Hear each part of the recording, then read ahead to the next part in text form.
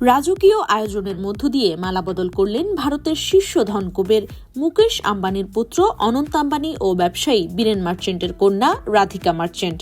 ভারতের মুম্বাইয়ের Jio world convention সেন্টারে শুক্রবার সন্ধ্যায় শুরু হয় এই আয়োজন। একে একে নজর কেড়েছেন হলিউড বলিউডের সব রথী মহারথীরা।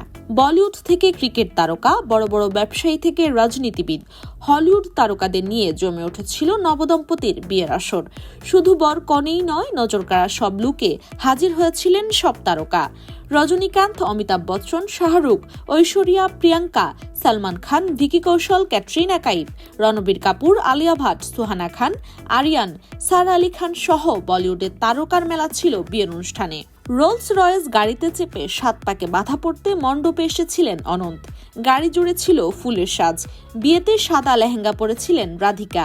অন্যদিকে হালকা রঙের পোশাকেই বর সেজেছিলেন অনন্ত। বাবার হাত ধরে বিয়ের মণ্ডপে যান রাধিকা।